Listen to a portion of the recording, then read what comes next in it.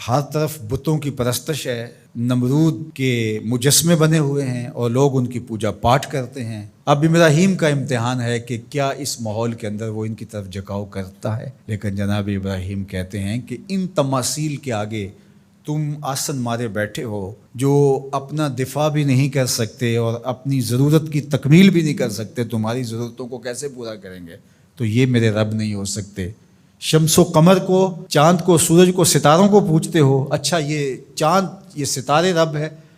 تو جب ڈوب گئے تو کہا کہ جو ڈوبنے والے ہیں وہ میرے رب تو نہیں ہو سکتے، مجھے رب کی ضرورت پڑ جائے، رب ڈوبا ہوا ہو تو مجھے تو وہ چاہیے جو ہر وقت حاضر ہو، تو میں تو اس رب کی پوجا نہیں کر سکتا۔ یہ ان کے شعور کا امتحان تھا اور اس شعوری امتحان میں پورے نکلے۔ پھر اس کے بعد اگلا امتحان تھا کہ وہ اس شعور کو بیان کرنے کی طاقت بھی رکھتے ہیں کہ نہیں۔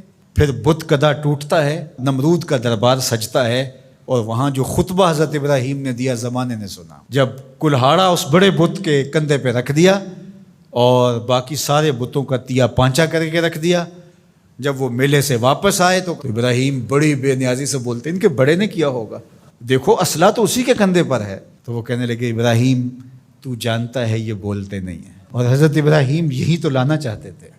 پھر جو خطبہ دیا، اف لکم ولما تعبدون من دون اللہ افلا تعقلون، افسوس ہے تمہارے اوپر اور افسوس ہے ان پر جن کو تم اللہ کے علاوہ پوجتے ہو، افلا تعقلون، تمہاری کھوپڑی میں دماغ نہیں ہے۔ اور پھر اللہ کی توحید کا بیان فرمایا۔ پھر اس کے بعد جان کا امتحان آیا، تو پھر جلتے ہوئے شعلوں کے اندر جس طرح ہنس کے داخل ہوا پیغمبر، یہ الگ اور نرالی شان تھی۔ نمرود نے سوچا تھا جل کے راکھ ہو گیا ہوگا چخا میں، لیکن 40 دن کے بعد جب آگ بجھتی ہے تو حضرت ابراہیم انگاروں سے چلتے ہوئے یوں باہر آتے ہیں جس طرح پھولوں پر کوئی نازنین چل کے آ رہا۔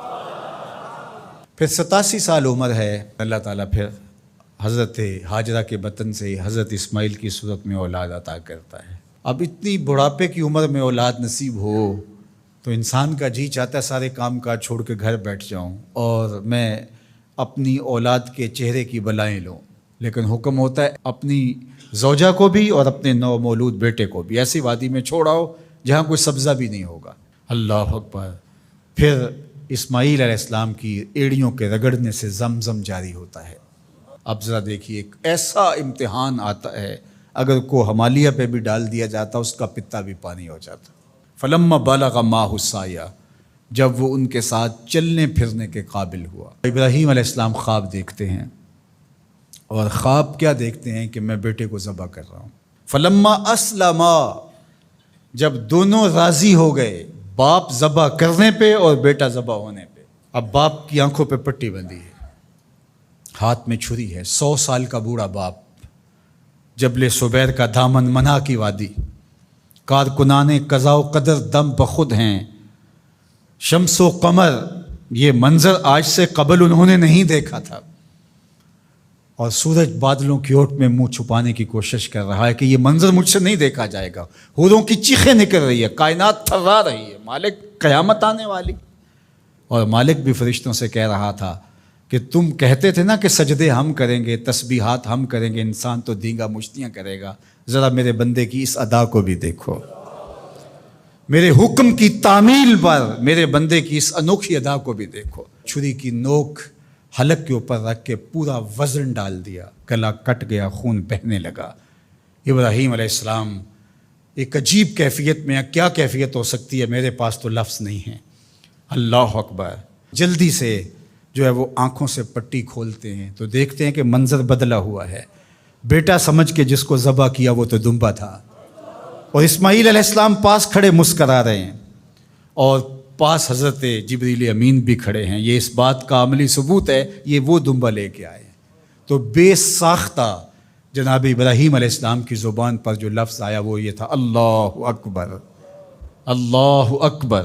تو حضرت اسماعیل بولے لا الہ الا اللہ واللہ اکبر، پاس کھڑے جبریل بولے اللہ اکبر وللہ الحمد۔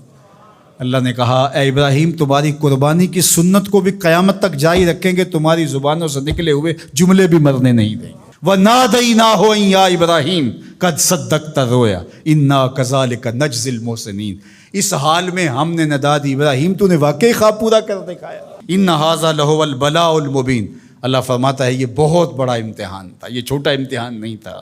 اور پھر میرا رب رب ہو کے کیا کہتا ہے؟ سلام علی ابراہیم، اے ابراہیم تیرے اوپر سلامتیاں نازل ہو۔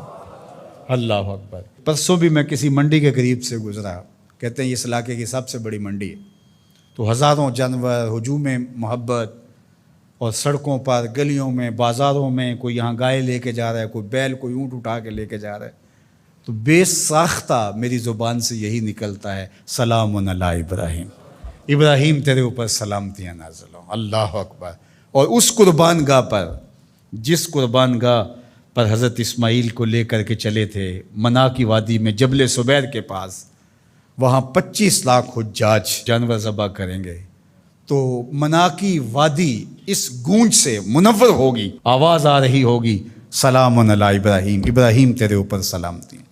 ابراہیم علیہ السلام نے چھوٹا کام نہیں کیا، بہت بڑا کام کیا، لیکن میرے رب نے بھی پھر جو اعزاز دیا، جو تکریم دیا، عرض کی گئی یا رسول اللہ یہ قربانیاں کیا ہیں؟ فرمایا تمہارے باپ ابراہیم کی سنت ہے، قیامت تک وہ نقشہ ہماری آنکھوں کے سامنے رہے گا، اور لوگ اپنے قیمتی متاع کو اس طرح قربان کرتے رہیں گے۔ ہمارے ایک بزرگ فرمایا کرتے تھے کہ ہر بندے کا کوئی نہ کوئی اسماعیل ہوتا ہے، جب تک وہ اپنے اسماعیل کی گردن پر چھری نہیں رکھتا رب کا قرب نصیب نہیں ہوتا۔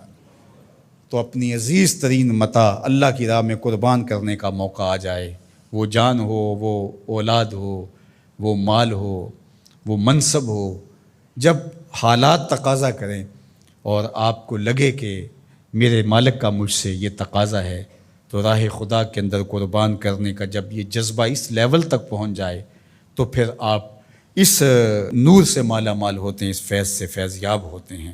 ہمارے لیے یہ واقعات اس لیے رکھے، ہم تو چھوٹے چھوٹے امتحانوں سے ڈر جاتے ہیں، ہمیں بڑے امتحان بھی دینے پڑے تو ہمارے بڑوں کی سیرت یہ ہے کہ ہم کشادہ دلی کے ساتھ، خوش دلی کے ساتھ ان امتحانوں سے گزریں، پھر ہمارے رب کی رحمتیں اور کرم نوازیاں ہمارے شامل حال ہوں گی۔